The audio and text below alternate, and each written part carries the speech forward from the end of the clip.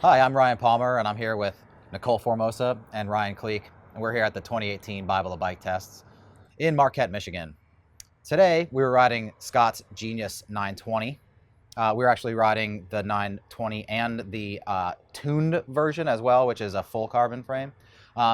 This is the new Genius. It has a new trunnion-mounted shock. It has internal routing for the TwinLoc. It still has the TwinLoc.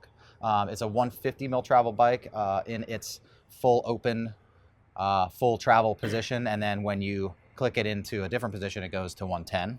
Mm-hmm. That's via the TwinLoc. Via the TwinLoc switch on the handlebar. Not only does it reduce the travel, but it also increases the progression of the shock because it decreases the air volume of it. Mm-hmm. So it's basically like it adds an air volume spacer to it. And you're also, so the bottom bracket is coming up slightly. Essentially you're riding higher in the travel in right. that, in like the middle position traction control mode where you're you're going to climb in. So what did you guys think about the way that these modes work? What did you think about the bike overall? Well, one of the unique things about this was they had the 2.6 tires on the 29. Yeah, the 29. So, you know, there are some brands 2.6s, like I think Schwalbe and Specialized, they kind of look like 2.5s in a way, and they look more like just slightly wider standard tires. This was a little more balloony, a little more round, and certainly, you know, required some thinking and tinkering when it comes to tire pressure for the types of terrain we were on. Definitely. Yeah. 17 PSI for me felt good on a lot of the rough stuff. But when you start like cornering really hard and like, you know, like a berm trail or something like that, maybe a little squishy, I would add a little bit more. Mm-hmm. I thought that's where, I mean, just because you said berm trail, I mean, there's one trail that's, you know, really like lots of berms all the way down, really fun, jumpy, and I thought this bike felt really good on that trail. Yeah.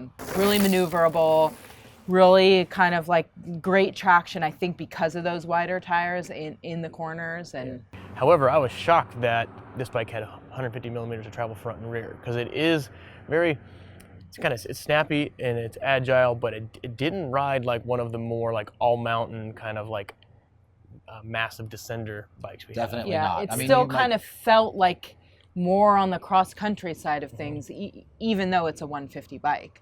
I felt like it was the easiest bike of all the bikes in the test to climb on. It really scooted up hills.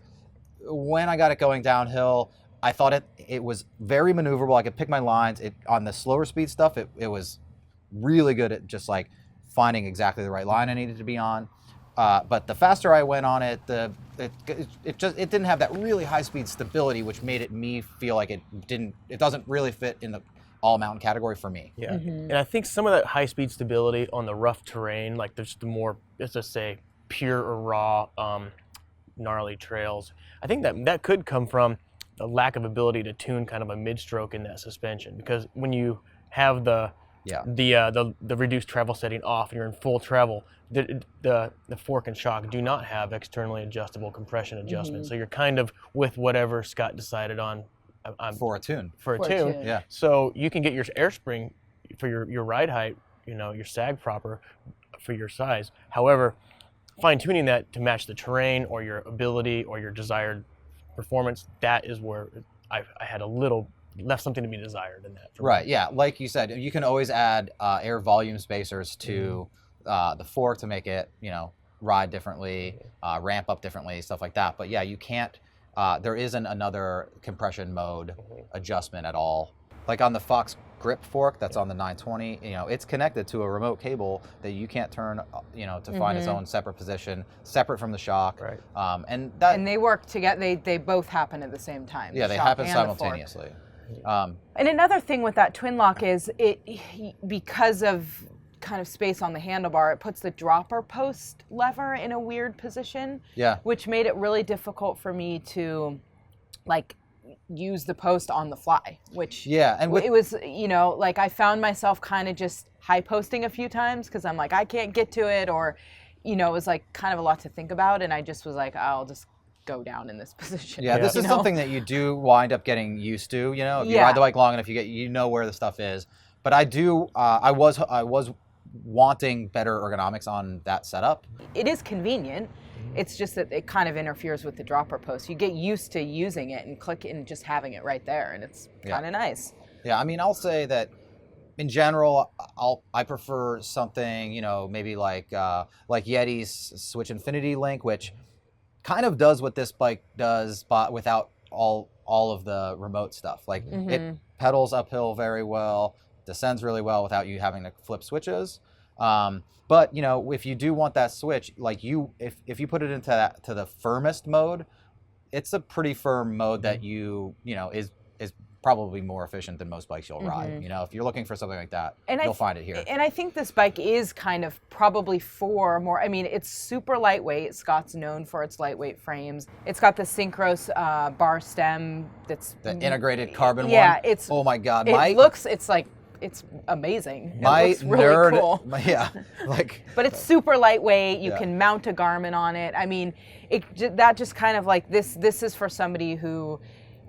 you know, is probably training, or maybe he's cross country and is looking to kind of go over to trail, or I mean, that's what it seemed like to me. Yeah, it's a very quick riding bike. I think it's perfect for recovering XC holics. I kind of like some of the touches on there too. They've got the Synchros fender. Yeah. And it comes with a couple things like that encourage packless riding. Yeah. A pump integrated on the bottle cage, and a saddle bag with equipment in it, and so it's kind of cool that they've done that with it. So the new Genius comes in a lot of builds. We rode the $7,400 Tune version, which has this awesome bar stem combo. We also rode the 920, which is a $4,500 build. These are both very good values, we felt like. For any recovering XC-holic, the Genius is a smart buy. Thanks for watching the Bible of Bike Tests. For more videos, please subscribe to our YouTube channel.